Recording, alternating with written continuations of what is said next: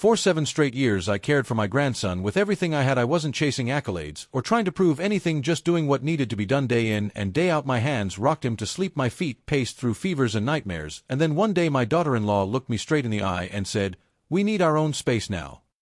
Just like that, I was out, no fanfare, no thank you, heart bruised and pride barely intact. I sold the only apartment I had in the city and moved back to the countryside to live with my sister. I told myself I needed the peace, that maybe, just maybe, it was time to start living for myself. But peace, it lasted less than a season. The phone rang one humid afternoon. My son: "Hey mom, any chance you could come help with Tyler over the summer? He really misses you." Pause. "Oh, and while you're here, could you help cover his summer camp? It's about $5,000. So now I'm not just the on-call babysitter, I'm their personal ATM too." They honestly thought I sold my home to fund their lives. Not this time. This story is getting a rewrite, and I'm flipping the script. That night at dinner, the air felt uneasy, like a pot left too long on the stove, hissing with heat, carrying the acrid scent of something about to burn. Jenny, my self-proclaimed capable and clever daughter-in-law, poked at the green beans on her plate with the tip of her fork, her brows drawn tight like she was trying to crush the vegetables with sheer disdain. "Kylie, did you rinse these properly this time? Tyler's stomach is sensitive.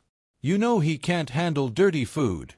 She didn't raise her voice, but her words pricked like needles. I set down my bowl, feeling it settle in my chest like a lead balloon.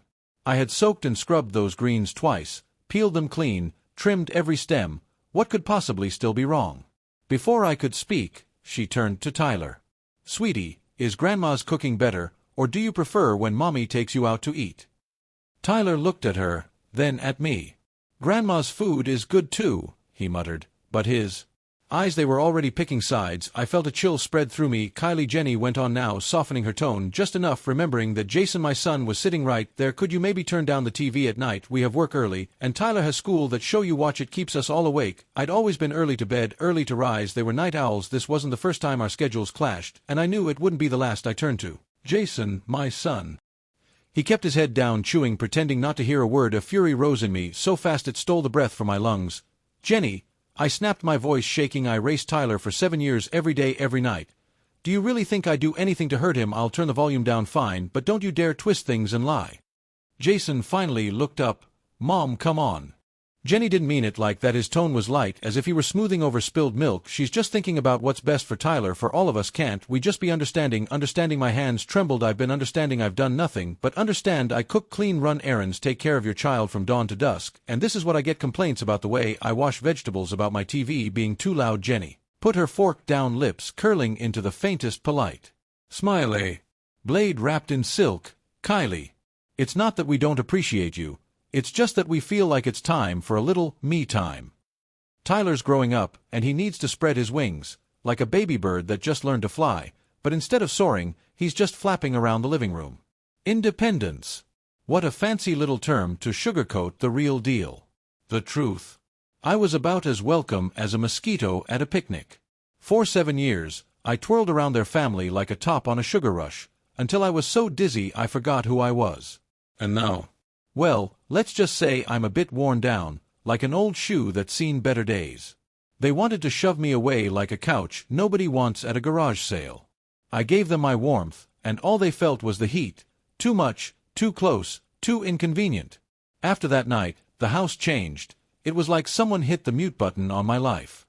Jason and Jenny moved in, gracefully avoiding me like they were in a dance-off. We used to sit together after dinner, chatting about our day and watching a little TV. Now they'd clear their plates and vanish into their rooms or take Tyler for a walk without me, leaving me in that hollow living room, whispering to myself like a character in a one-person play. Screen like a ghost trying to pretend it still belonged among the living. I wasn't just being ignored, I had been downgraded. I wasn't grandma anymore, I was background noise, or worse, furniture that creaked too loudly. I tried reaching out to Tyler, offered to read him a story, build a tower of blocks, but he pulled away, eyes uncertain, cautious. "Mom says I need to learn to play on my own now," he said. "I shouldn't rely on you all the time." That one sentence carved itself into my heart like a blade. Children don't know how to lie, they just repeat what they're taught. "Jenny," she'd handed him the knife herself. That night something inside me froze. The warmth in my chest began to harden, turning cold, then colder still. That night I lay wide awake in the narrow twin bed of the cramped guest room. Sleep never came from the master bedroom next door. I could hear muffled voices, Jason and Jenny whispering in hushed tones, careful, restrained. I couldn't make out the words, but I didn't need to. That quiet, stifled cadence was enough. I was already on the outside. I turned toward the nightstand, where a small photo sat like a tiny time capsule. There was Tyler as a toddler, cheeks round and glowing, flashing a gummy grin straight into the camera. The tears came fast, hot, and unrelenting, like a surprise water balloon attack. A few nights later, Jason stood at my door, knocking soft as a guilty conscience. He was rubbing his hands together, eyes darting everywhere but at me, like a cartoon character caught in a lie. "Mom," he said, clearing his throat like he was about to deliver the latest scoop from the gossip mill, "you've worked so hard all these years. We just think maybe it's time for you to rest." Ah, the sweet sound of concern wrapped in a hint of, "We're tired of your superhero act." Really rest? I didn't say a word, just gave him a look that could curdle milk. He hesitated, picking his next words like he was trying to assemble a bouquet for a very awkward funeral.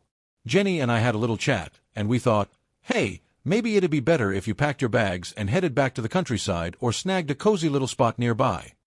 You know, somewhere that screams, peaceful. Our schedules are so late these days, and we wouldn't want to mess with your beauty sleep. Peaceful for my own good, huh? What a lovely coat of paint for what was really just a polite eviction notice. They weren't thinking about my rest. They just didn't want to see me anymore. Well, what they really wanted was for me to pull a Houdini and disappear from their lives. Poof, just like that. And just like that, my heart decided to take a permanent vacation. No dramatic exits, no door-slamming theatrics. Sometimes the loudest noise is the deafening silence that follows a grand exit. So, that night, I played the role of the silent statue. The next morning, I channeled my inner minimalist and started packing. Not much to grab, just a few outfits, my medications, and some toiletries. I stood in the living room, taking one last gander around. Tyler's little award certificates were still proudly pinned up, like tiny reminders of a sitcom that got cancelled too soon. The wall. His tiny socks, freshly washed and hung by yours truly just yesterday, were doing a little dance on the balcony line. Every corner was practically shouting about all I had given, and now, poof! Not a single one of those things belonged to me anymore. In the kitchen, I reached for my trusty apron, the one that had seen more grease and garlic than a pizza joint at midnight. It was like a badge of honor, a testament to all my culinary adventures. Now all they wanted was to wipe that slate clean. I was hoping for a heartfelt hug goodbye with Tyler, maybe toss in a few wise words, but when I stepped out, there was Jenny at the door, zipping up his coat like a superhero in a hurry. "Hurry up, Tyler. We're late for art class," she exclaimed, as if the fate of the universe depended on it. Said without even bothering to look my way. Her voice was as cool and impersonal as a vending machine that just ate your dollar. Tyler glanced back at me, and I swear I could see a tiny flicker of hesitation in his eyes, maybe even a hint of sadness, but mostly he looked like he was trying to solve a Rubik's Cube blindfolded. He mumbled, "Bye, Grandma," and let her lead him away like a lost puppy. The door slammed shut behind them, and it wasn't just a sound, it was more like a dramatic finale. My role in this family had officially been cancelled. Jason walked me downstairs, and in the elevator, he said nothing. Every now and then, he'd sneak a glance at me, then quickly look away like he just realized he was staring at a very awkward painting. A schoolboy, caught red-handed in the act of cheating, decided to play the get-out-of-jail-free card. In the lobby, he whipped out a handful of crisp $100 bills, 3, maybe 4, like a magician revealing his best trick. "Mom, just take this in case something comes up," he mumbled, as if he were offering me a slice of pizza instead of a bribe. "And if you ever need anything, you can call me." I stared at the bills, which felt more like hot potatoes than cash. I didn't take them. I didn't say a word. I simply grabbed my small suitcase and strutted out like I was on a runway, not giving him so much as a glance back. One step, then another, my spine straight, my pace steady, leaving him with nothing but his own bad decisions to ponder. Regret. Huh. This wasn't defeat or surrender, it was dignity strutting its stuff. Let them think they'd written me out of the script. Spoiler alert, they'll soon discover I'm the star of my own show, and I'm living my best life. Cue the confetti. By the time I waltzed out of the building, the sky had decided to throw a little evening party. Headlights were doing their best disco impressions across the streets, while neon signs blinked like they were trying to communicate in Morse code. The city was alive, buzzing like a caffeinated squirrel, and yet, in all that chaos, not a single corner had my name on it. I stood on the edge of the sidewalk, watching strangers flow by like a river of anonymity. For the first time in my life, I felt like a spectator in my own comedy show. I felt like the world had hit the fast-forward button while I was still stuck on pause. Where on earth could I possibly go? Only one place popped into my head, that old apartment, the one my late husband and I had scraped together enough pennies to buy. It was a tiny, worn-out place, but it was ours. After Jason got hitched, he sweetly suggested I move in with him and Jenny. Meanwhile, that apartment had been gathering dust, just like my social life. I had lived there alone for years, clinging to memories like they were the last slice of pizza at a party. But now, was I really considering going back to sit alone between those cold, peeling walls and grow old in silence? Nope. I turned around and found the cheapest motel I could, because who needs nostalgia when you can have questionable room service instead? The room was so cozy that I could barely open my suitcase without performing a contortionist act. The air was so damp it felt like a heavy blanket trying to smother me, and mildew was having a party in the corners of the ceiling. I plopped down on the creaky mattress, which sounded like it was auditioning for a horror movie, and stared at the yellow water stains above, my own personal constellation of despair. Sleep. That was as elusive as a cat in a dog park. So, what now? I fished beneath the pillow and pulled out my phone, my hands shaking like I was trying to balance a spoon on my nose. I dialed the only number that made sense. Nancy, my sister. She'd married into a quiet little town miles away, probably where the biggest excitement was watching paint dry. After a few rings, she picked up, sounding as warm and groggy as a bear waking up from hibernation. "Kylie, what's the deal? Why are you ringing me up at this hour?" I was all set to chuckle it off and toss out something light, but as soon as I opened my mouth, it was like a waterworks show. I was choking on my words, my voice cracking like a bad karaoke performance as the pain spilled out in a dramatic fashion. Not exactly a masterpiece, but hey, she got the picture. Wait, hold up. They did what? NY's voice shot through the static like a laser beam of fury. Jason has officially lost his marbles. And that Jenny. What kind of person pulls a stunt like that? Her rage was as clear as day, but her voice stayed as steady as a rock. Kylie, don't you dare shed another tear, got it? Pack your bags and come crash at my place. We'll tackle this mess together. Her words sparked a fire in me, slicing through the gloom that had been my unwelcome roommate. And hey, I still had my sister. When the call wrapped up, it felt like someone flipped the switch back on in my heart. No way was I heading back to that apartment. I wasn't about to sit around like a sad puppy waiting for someone to need me again. That place, which once felt like home, had turned into a museum exhibit for a life that was long gone. It was my grand emotional finale.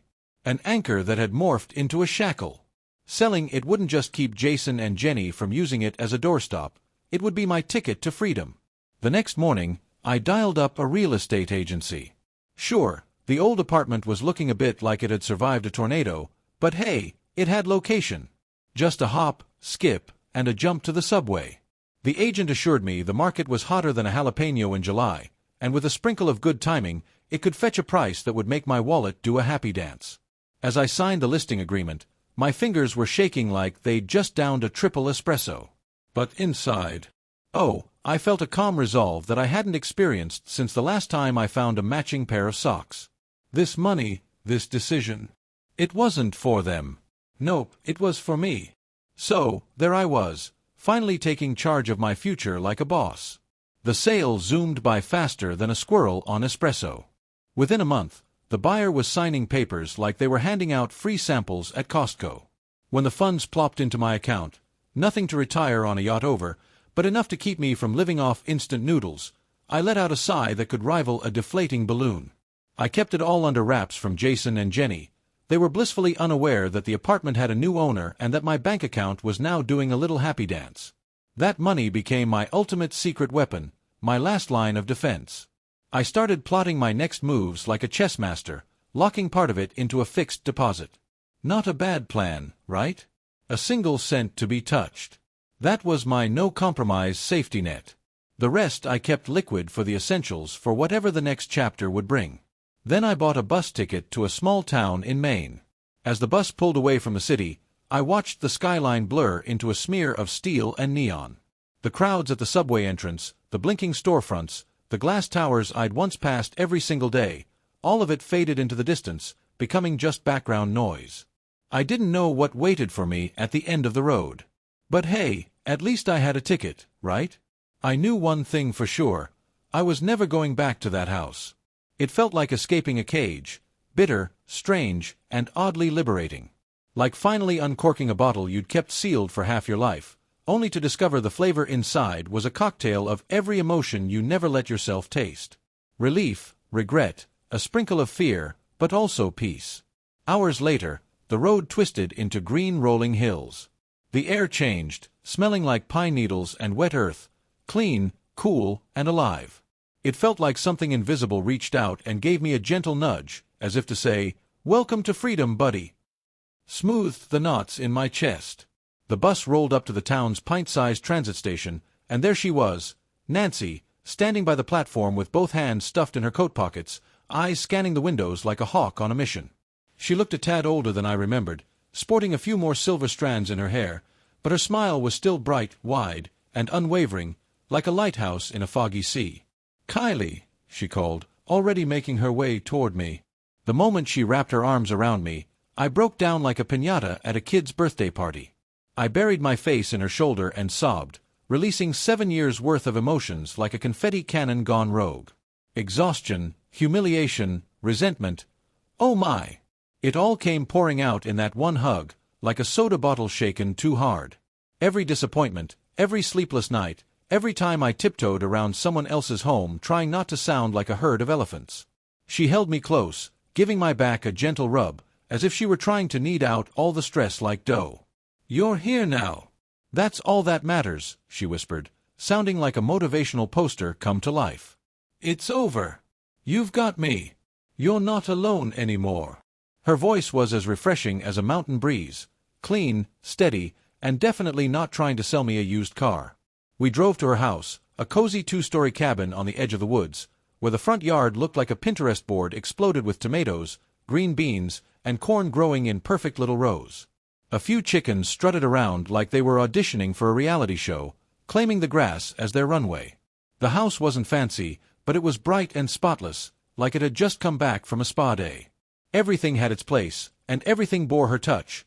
There was even a jar of homemade blueberry jam sitting by the window, soaking up the last golden rays of the afternoon sun like it was on vacation.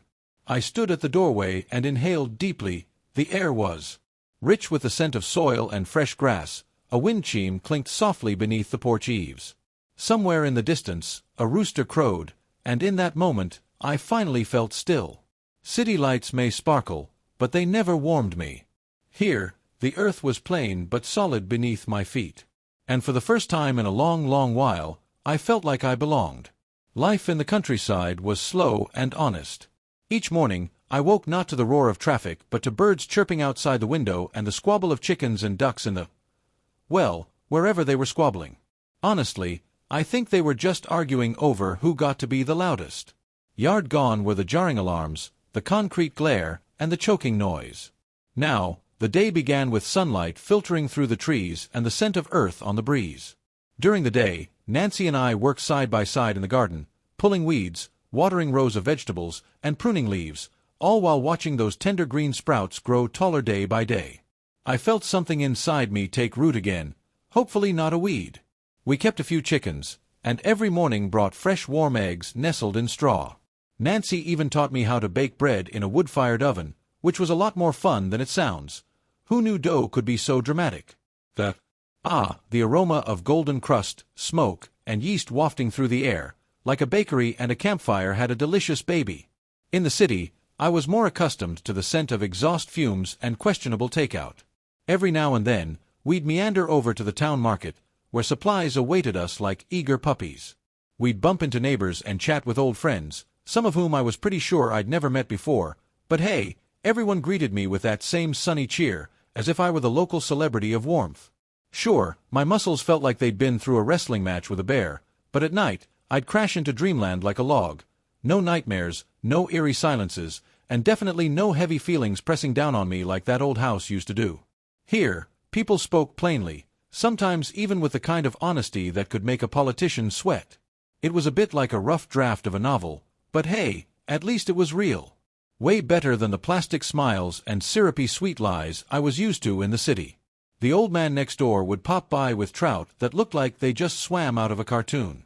And then there was the neighbor who brought over cornbread, all cozy in a tea towel, saying, "Eat up. If you want more, I'll whip up another batch." Those words were like a magic spell, healing more than any sorry excuse ever could. Nancy and I would often plop down on the wooden bench in the yard, peeling string beans as the sun dipped behind the hills like it was auditioning for a sunset commercial. One evening, while we were shelling peas into a metal bowl, she asked, "So, any grand plans now that you're all settled?" I grinned, eyeing the patch of soil beyond the porch. "Well, first things first, I want to give this place a makeover, turn it into a cozy little nest." I paused, ideas bubbling up like a pot of water on the stove. As for the rest of that money, I've been... So, here I am, pondering, what if we kick off something tiny?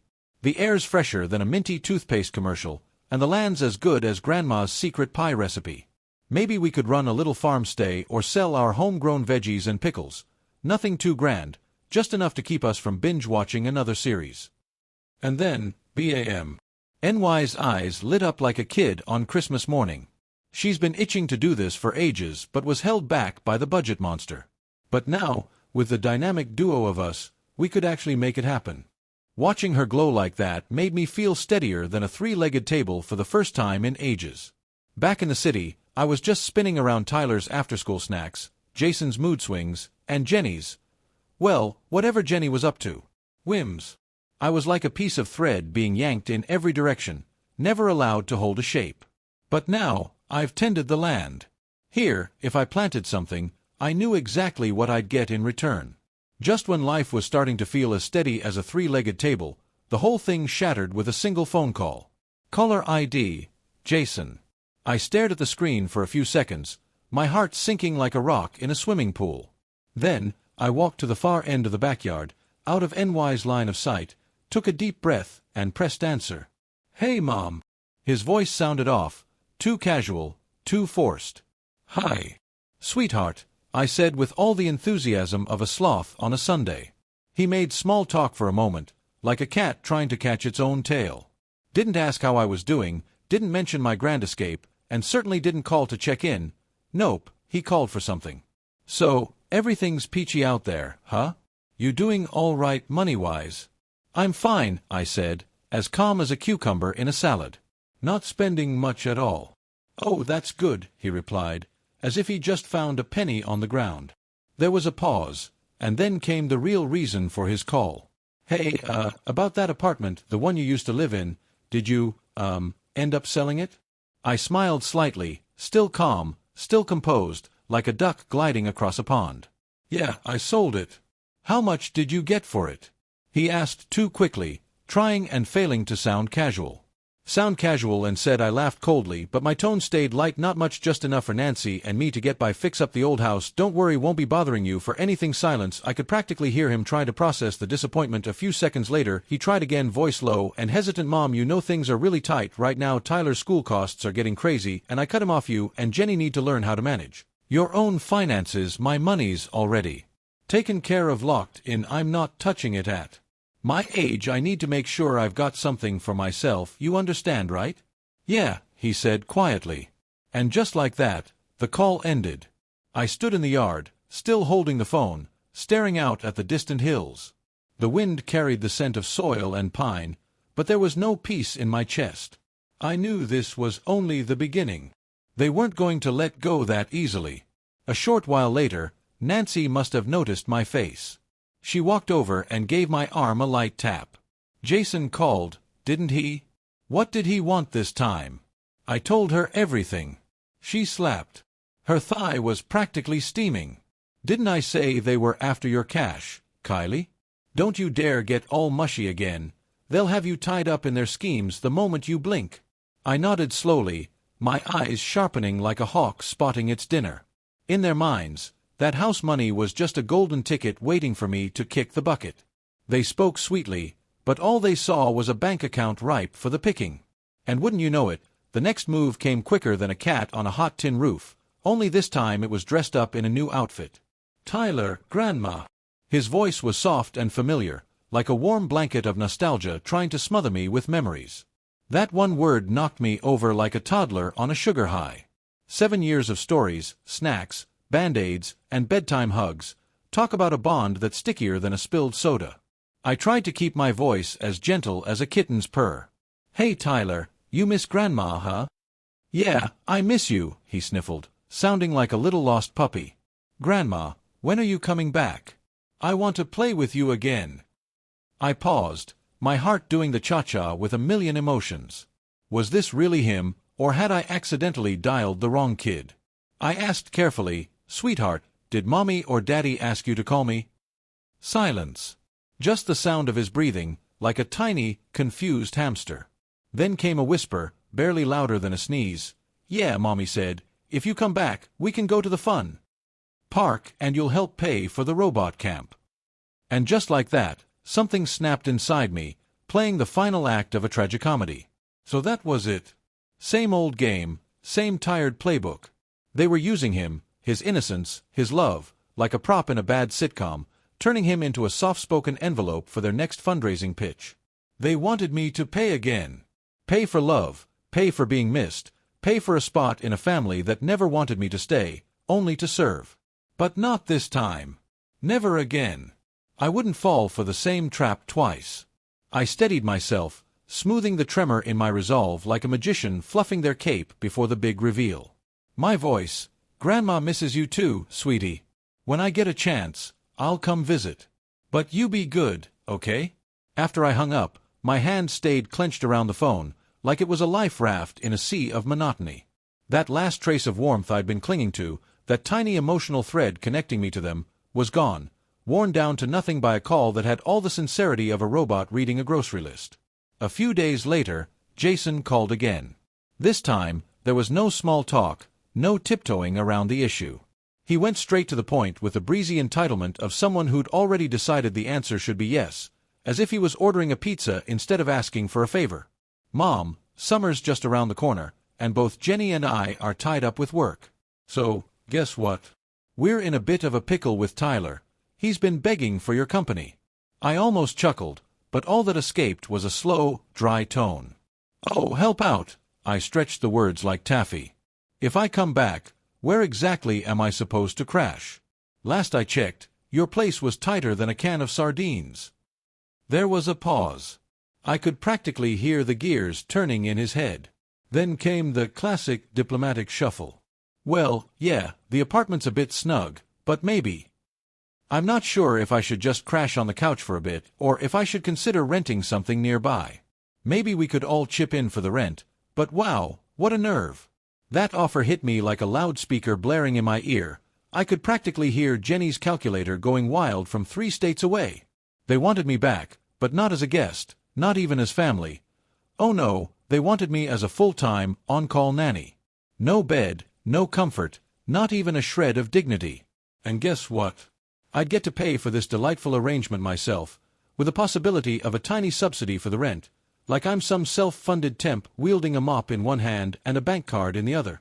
In the other room, my anger was rising faster than a balloon at a kid's birthday party.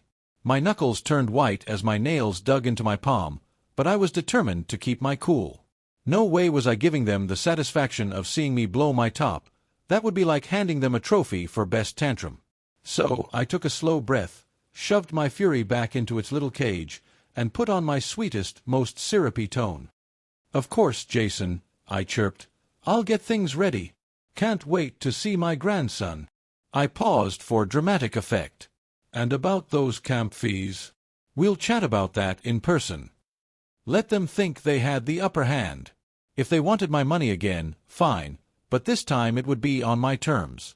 I spilled the beans to Nancy, every juicy detail of Jason's request and my master plan.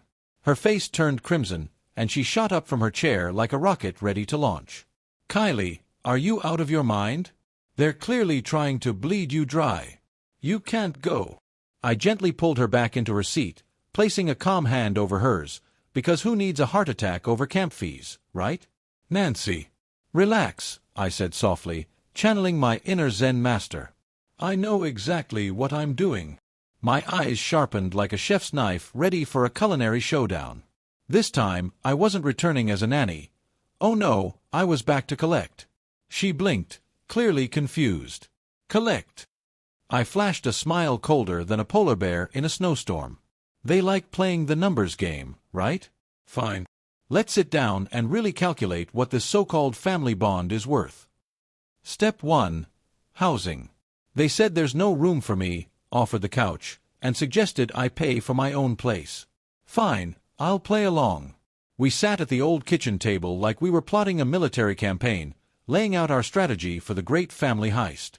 Out every move, every line in the sand, with each detail NY's worry shifted into something else. Her eyes lit up. The fury that had once clouded her face gave way to a focused electric excitement. Yes, she clapped her thigh. That's exactly what you should do. Let them know you're done being their doormat. I used to pour my heart into that family, hoping it would earn me love. All it earned was exploitation. This time I'd be smarter. Harper. A few days later I started getting ready for the trip back, but not like before. No big tote bags filled with jam or garden fresh tomatoes or handmade cookies.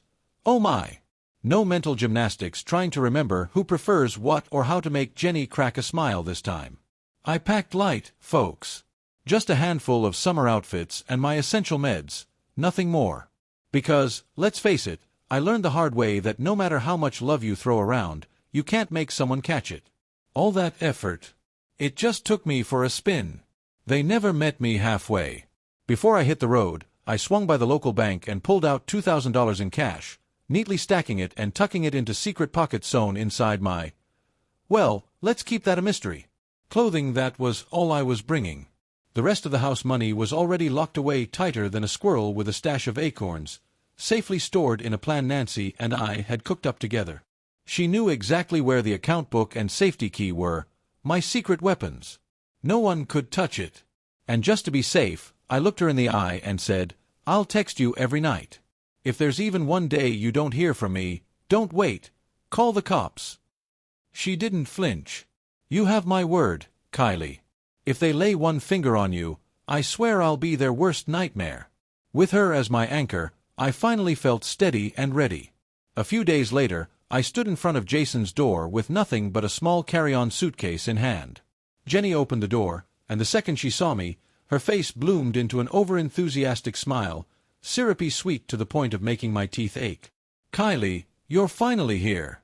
Come in, come in. Tyler's been asking about you non-stop. Jason stood up from the couch, his smile as mechanical as a robot at a malfunctioning party. Strapped on. Hey Mom, you must be exhausted from the trip. I nodded silently and wheeled my suitcase straight into the living room. And there it was, the couch, all decked out with neatly folded blankets and a pillow, as if they were expecting the Queen herself for a budget-friendly tea party. Jenny, in her most considerate tone, gestured toward it. The house is a bit snug right now, so we'll need you to make do just for tonight. Sure, why not?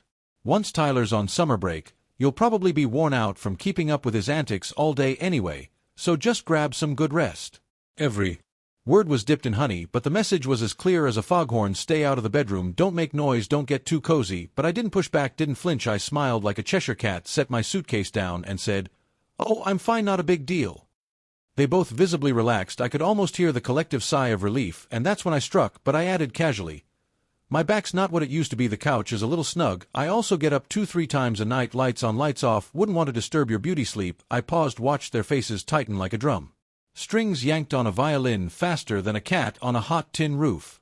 So, picture this. There's a cozy little motel just outside the complex, not exactly breaking the bank. I could crash there instead. That way, I can play the superhero for Tyler during the day and retreat to my humble abode at night. No interruptions. It's a win-win. My voice was as light as a feather, but every word landed like a bowling ball on a marble floor. They were looking for a free-range nanny? Too bad this nanny comes with options and a side of pride. The room went colder than a polar bear's toenails. They clearly hadn't scripted for this twist. Jenny was the first to bounce back, her voice hitting notes higher than a kite in a windstorm. A motel? Mom, that's so. Why throw money around like confetti? Sure, our place is cozy, but that couch? It's a champ.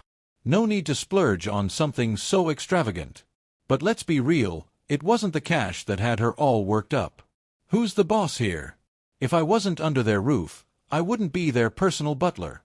No dinner bell ringing for me, and no guilt trips into doing their laundry. I'd be the inconvenient one. "Oh, Jenny," I said with a grin, then turned to Jason. "It's just a motel, no biggie. I think I've earned a little pampering, don't you?" I let out a tiny sigh and shrugged. The only hiccup? I didn't pack much cash. It was all a bit last minute, so he meals the motel. I let the sentence dangle in the air like a piñata at a party. Their faces changed instantly, like someone just told them the punchline to a bad joke. "You invited me, you cover the cost." The polite smiles vanished faster than a magician's rabbit. Jason started fidgeting, eyes darting between me and Jenny like a squirrel on espresso. Sweat was forming along his brow, and Jenny's jaw locked tighter than a safe. Her lips were drawn tight, and her eyes narrowed into sharp little knives, definitely not the look you want at a dinner party. Silence hung in the room, thick and oily, like a bad pizza. Finally, Jason spoke, his voice as stiff as a board. "All right," he muttered, pulling out. He handed me a few crisp bills, about $500 for a few days. "We'll figure things out later," he said, while Jenny let out a sharp breath through her nose and stormed off like a tornado in a tutu. I took the money with a face as neutral as a traffic light, not letting an ounce of satisfaction show. "Thanks. I'll go settle in," I said, trying to sound as casual as a cat in a sunbeam. "See you tomorrow," I added, like a cheery little alarm clock.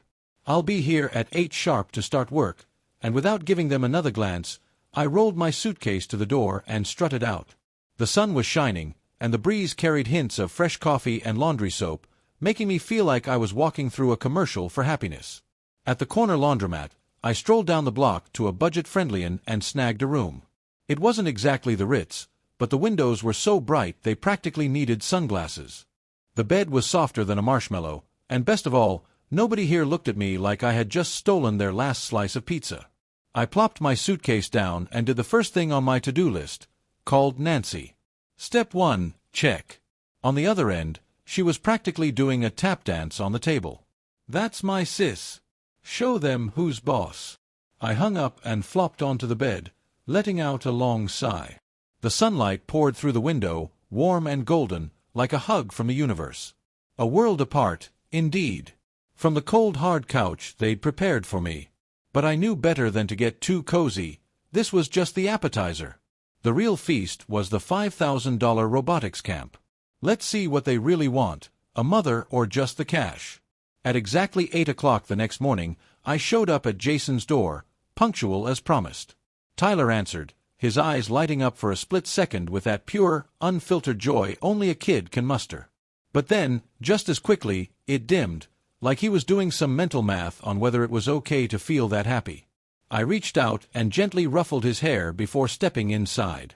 Jenny shuffled out of the bedroom, still in pajamas, mid-yawn, forcing a smile that was more thorn than warmth. "Oh, you're here," she said. I nodded, my tone as neutral as a referee at a pillow fight. "Did Tyler eat yet?" She turned toward the kitchen. "Not yet. I was just about to make something."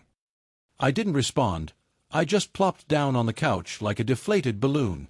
The couch flicked on the morning news, and there it sat, quietly absorbing the chaos of the world. A few minutes later, she popped out of the kitchen like a magician revealing a plain breakfast, setting the plates on the table with all the enthusiasm of a sloth on a Sunday. She shot me a glance, clearly bursting with words, but decided to play the role of the silent mime instead. After breakfast, Jason and Jenny were in a mad dash to escape, dressing in near silence like ninjas trying not to wake the neighbors. Just as she was zipping up her coat, Jenny tossed a casual line over her shoulder. "Oh, Kylie, just whip up something light for lunch. Tyler's laundry is in the machine. You can run that. We'll be..." And off they went, leaving me to ponder the mysteries of laundry and lunch. "Back for dinner, so don't cook too late." I looked up, calm and unhurried. "Jenny, but let's be real, I didn't sleep well at the motel last night." I said gently, "Guess I'm not used to the bed. Feeling kind of low energy today, but hey," I smiled, still sweet as honey. "I'll just take Tyler out for something quick at lunch. As for the laundry, I think you and Jason can handle that tonight." I agreed to help watch Tyler, not run the house. The air thickened, and her face felt like a mask slipping. Her lips parted, eyes narrowing like she was ready to carve something into my forehead. But hey, no pressure, right? Then she spotted Tyler just standing there, eyes glued to her like he was watching a reality show. She bit back a laugh, clamped her mouth shut, and slammed the door on her way out like a dramatic exit in a soap opera. And just like that, the rules went out the window. That whole day, I did exactly what I promised. I kept an eye on Tyler. We watched cartoons, built block towers that would make an architect weep, and took a stroll downstairs like we were on a grand adventure. As for cooking, cleaning, and laundry, yeah, they were untouched, like a forgotten relic. At lunchtime, I whisked him off to a little deli for sandwiches that could rival a five-star restaurant. When Jenny came home early that afternoon, she opened the door and froze like a deer in headlights. The kitchen looked exactly as she'd left it, dishes stacked in the sink like a modern art installation. Garbage bag bulging, counters untouched. Her face tightened on the spot before she could even open her mouth. I cut her off with a gentle murmur. Oh, I was feeling light-headed all afternoon. Just tried to keep Tyler relaxed. Didn't want to risk overexerting myself. Every time she tried to drop a hint, maybe just fold a little laundry, the trash is getting full. I had a calm, immovable answer ready.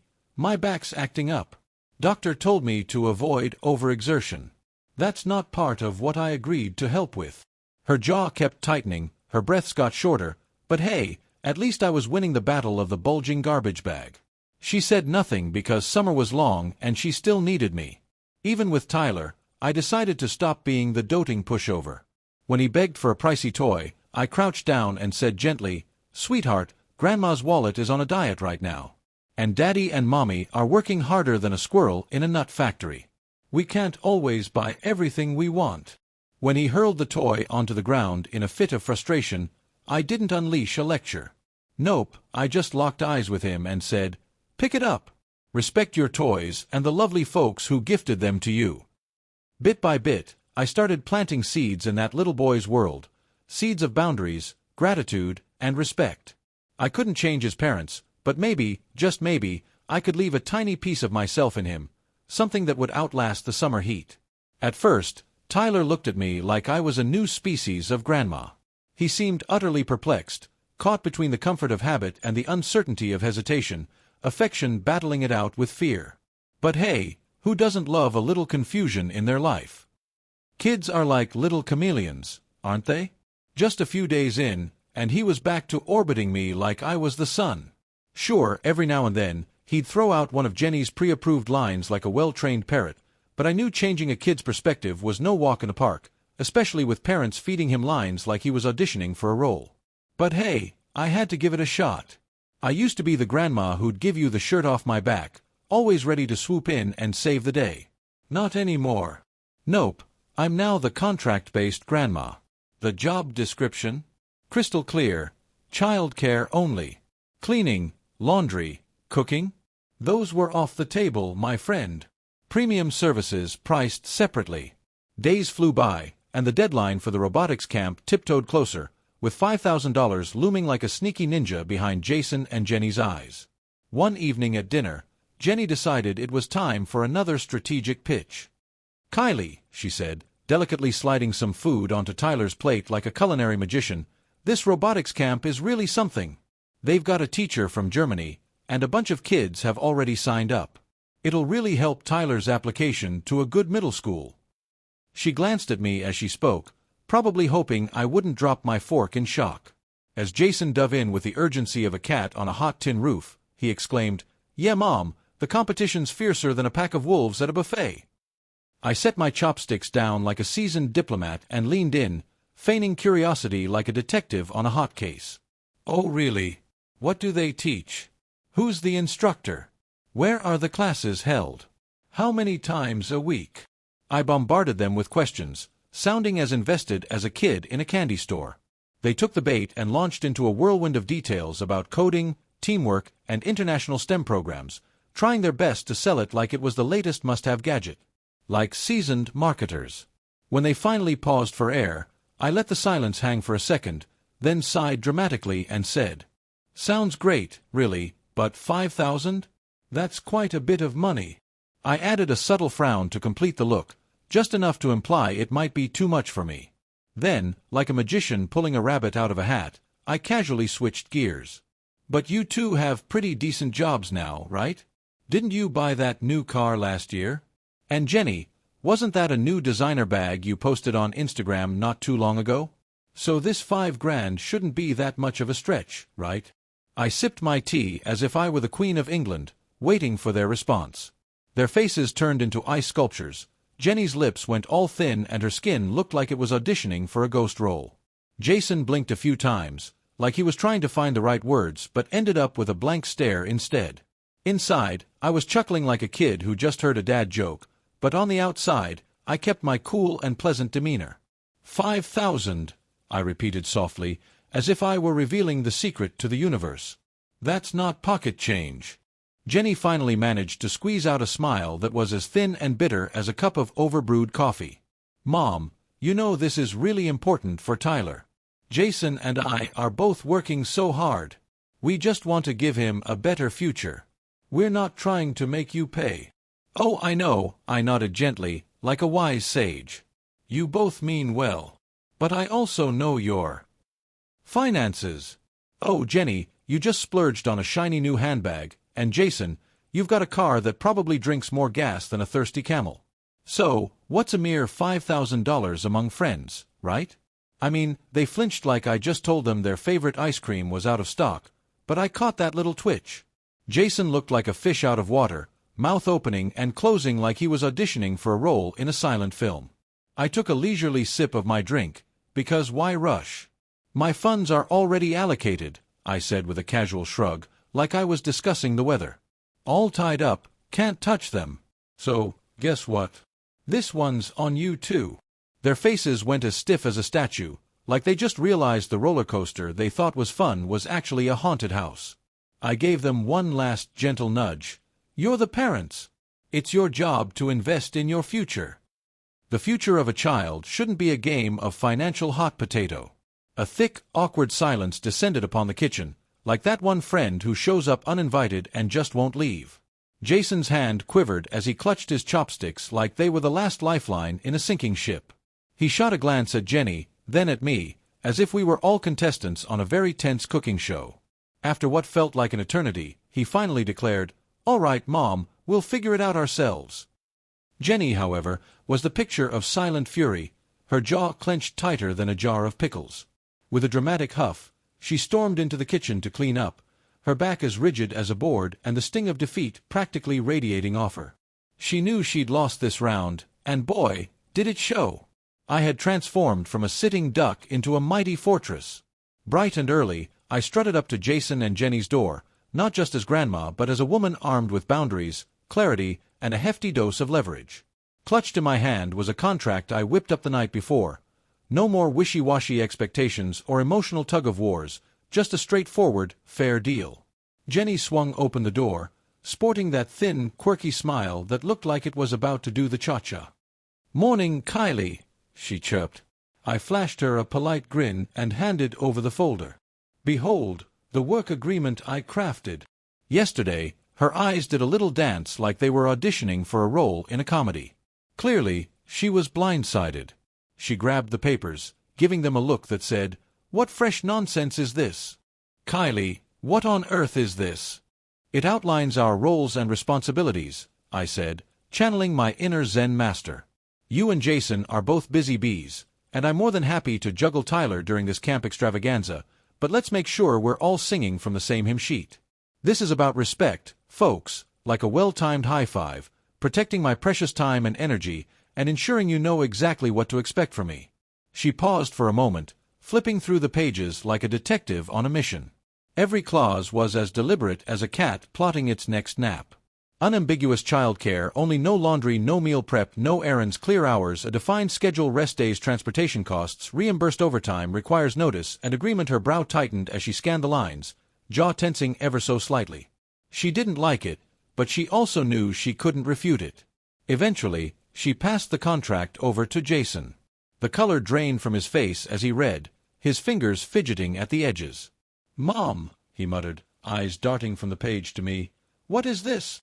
Do we really need contracts for babysitting, or are we signing up for a hostage situation? Who needs a sitcom when you have family?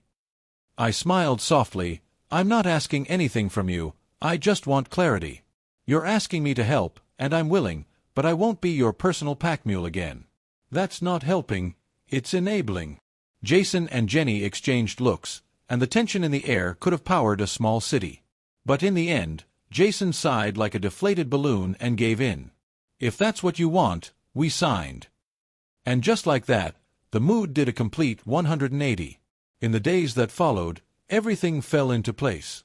I showed up each morning, punctual and professional, ready to tackle breakfast with Tyler like it was an Olympic event. Managed the homework like a pro, took him to the park for some fresh air, and followed the contract to the letter. No more, no less. Household chores?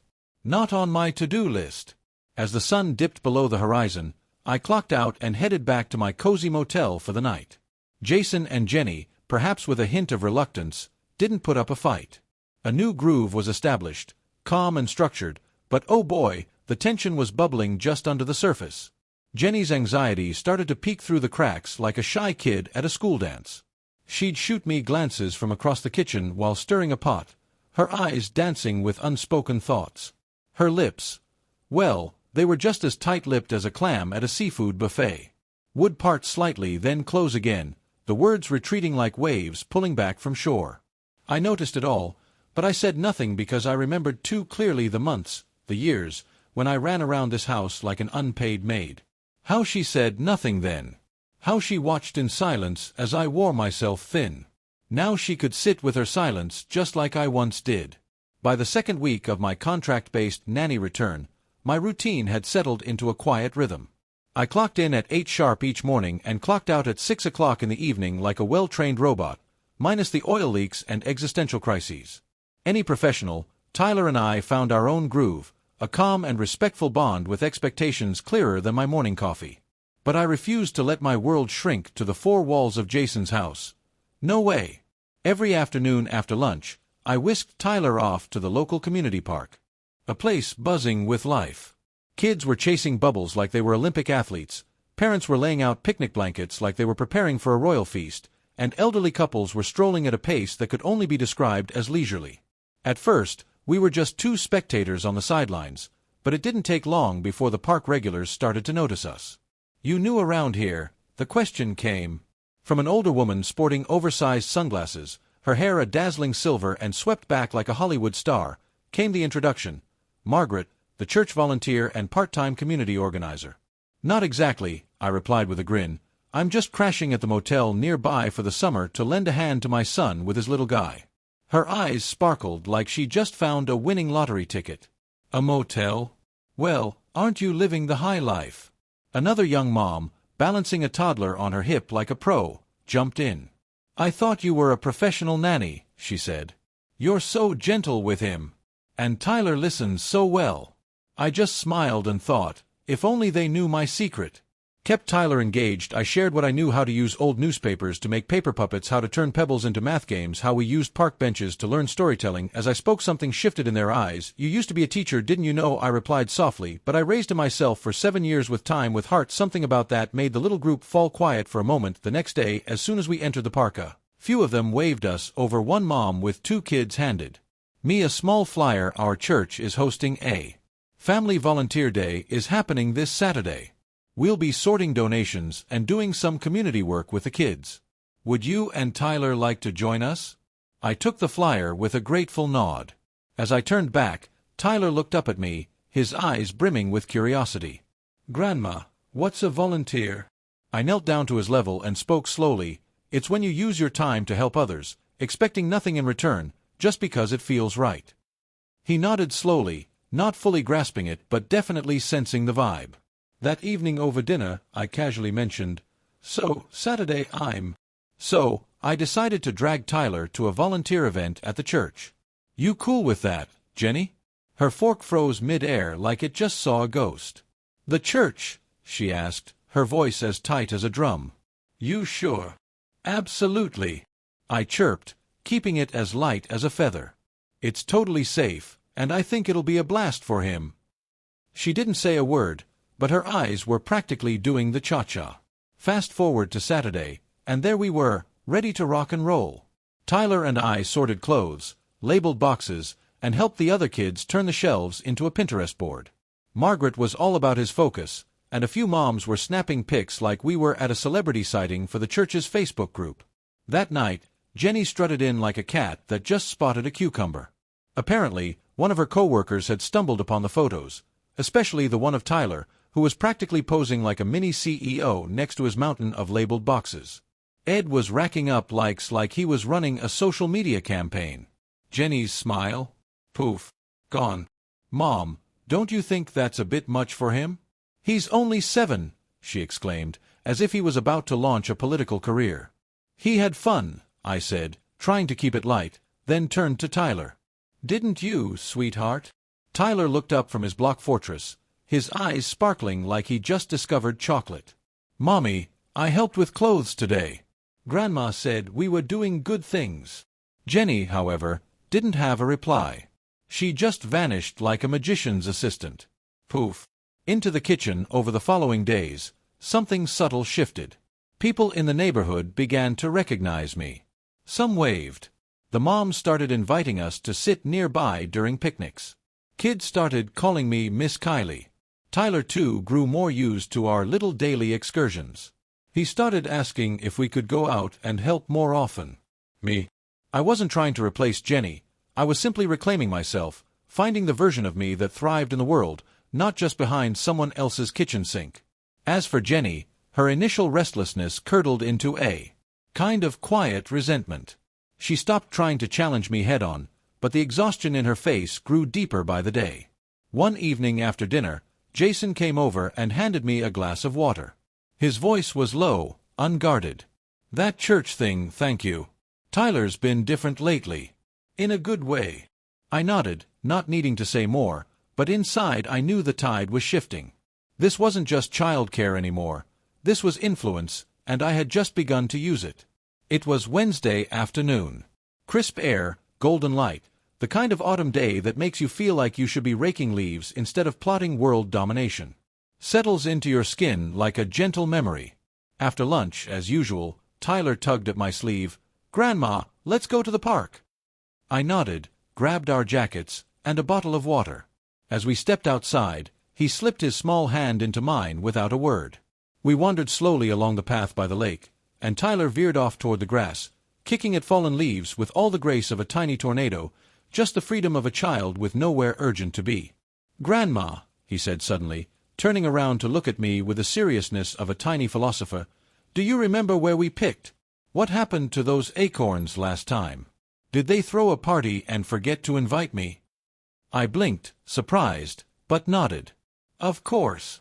You stuffed them all into my coat pocket and declared you were going to grow an acorn tree. He burst out laughing.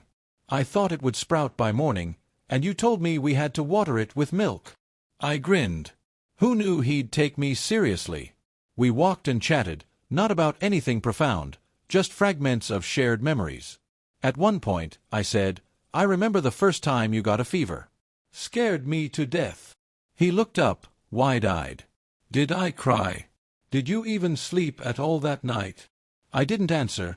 I just reached over and gave his hair a gentle tussle. Back at the house, instead of making a beeline for the TV like a caffeinated squirrel, he dashed straight into his room. I was in the kitchen, channeling my inner barista to get him some water when he called out, Grandma, come here. I found him sitting on the floor, looking like an art supply tornado had hit, surrounded by paper and markers. He handed me a drawing with the proud look of an artist unveiling a masterpiece. This is for you. It's me and you. On the page, a grown-up held a child's hand under a big tree. The lines were as crooked as a politician's promises, and the colors bled outside the edges like they were trying to escape, but it was absolutely adorable. Perfect. You mentioned we used to frequent this park, and he said it so softly I thought he might be auditioning for a soap opera. I took the drawing and nodded, because my voice was playing hide and seek. Just then, the front door swung open like it was in a dramatic movie scene. Jason was home. Dad, the ever-enthusiastic Tyler, dashed over, waving my masterpiece like it was the winning lottery ticket. I drew Grandma today at the park, he exclaimed. Jason took a look at the drawing, gave it a glance that could only be described as mysterious silence, and then a few minutes later, he strolled over to me. His voice dropped to a whisper, as if he was about to share state secrets. "Thank you, Tyler's been different lately." I just stared at him, because my reply was still stuck in traffic. He hesitated, then added in a tone that could only be described as confidential, "I think I'm starting to understand how you—" After all those years of raising him, I met his gaze, calm and unflinching, like a tiny Buddha. "It's not too late to learn, right?" That night, Tyler was adamant that I read him the same picture book 3 times in a row. I mean, who needs variety when you have the same story on repeat? Only when his eyelids were drooping like a pair of heavy curtains did he finally concede to lie down. As I tucked him in, he mumbled, "Grandma, can you move back in?" Ah, the sweet sound of a child's negotiation skills in action. I grinned as I tucked the blanket snugly under his chin. "Honey," I whispered, "one day you'll be all grown up and won't need Grandma hovering like a helicopter all the time." The light clicked off with a gentle snap, and I lingered in the doorway for what felt like an eternity, probably contemplating my next snack. Watching him was like observing a sleepy bear in hibernation. He rolled over in his sleep, his voice a faint murmur in the dark, like a distant radio playing a lullaby. "Grandma!" It tugged at something deep inside me, but I kept my mouth shut. No need to wake the slumbering giant. I simply closed the door, quiet as a ninja on a stealth mission. Friday night, and the house was so quiet it felt like a library during a book sale. Tyler was in his room, probably creating a masterpiece with his coloring skills, while I sat on the living room couch, book in hand, the TV off, and the kitchen as silent as a mime convention.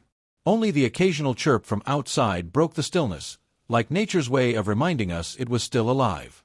Jenny strolled out of the kitchen, placing dishes into the sink with the grace of a cat burglar. She didn't ask me to help like she used to, nor did she say a word. She just turned, probably plotting her next move in the silent game of domestic chess. On the water, with her back to me, Jason sat at the dining table, phone untouched, looking like a confused owl. He glanced at me, then at Jenny, then back again, as if he was trying to solve a riddle that had no answer. Finally, he broke the silence. "Mom." I looked up and mumbled, He hesitated, and Jenny jumped in with, "Tyler's been different lately. Plumber. He plays by himself more. Says, 'Thank you now.'" I closed my book and nodded, trying to sound wise. "That's good." He cleared his throat, lowering his voice like he was about to share a state secret. She's having a hard time with it. Thinks maybe you're doing it on purpose, making him more attached to you like it's a competition." I just stared at him, my face a blank canvas. He continued, "But I don't think that's it. I think he just feels like you see him, like he matters." The water stopped, and Jenny turned around, dish towel in hand, ready to unleash her inner chef. "So what, I don't see him? Is that what you're saying?" Jason flinched like he just heard a ghost. Well, she didn't mean to, but she slapped that towel down on the counter like it owed her money. "Do you have any idea what it's been like since her grand return? It's like she's on a one-woman show tour, doing only what tickles her fancy, and somehow she's getting standing ovations for it. Meanwhile, I'm over here juggling laundry, whipping up meals, and orchestrating logistics like a circus performer, and nobody even notices." Jenny was on a roll, and Jason tried to jump in, but she was already revving up like a race car. She's on a mission to prove she's the mom of the year, the queen of cuddles, and guess what? She's got you in her corner. She pointed at Jason, her voice cracking like a teenager's during puberty. "And you're just letting her." I didn't say a peep, didn't even glance her way. I just sat there, eyes glued to the coffee table like it was the most fascinating thing in the world, where Tyler's toys were having a party of their own. Watercolor markers were strewn about like confetti at a party nobody wanted to attend. I waited, feeling her anger ricochet off the silence like a toddler throwing a tantrum into a pile of marshmallows. No sound, no pushback, just a whole lot of nothing. Jason sat there, contemplating life, or maybe just his next snack, for what felt like an eternity. Then he said, "Maybe she just knows better how to love people." Everything came to a screeching halt. Jenny opened her mouth like a fish out of water, then promptly closed it again, standing there like a statue in a museum. Her shoulders quivered once, then she turned and made her grand exit. The bedroom door clicked shut behind her, soft yet as final as a judge's gavel. The next morning, just before dawn, I stepped out of the motel, and there was Jason, already standing by my car like a loyal puppy waiting for a walk.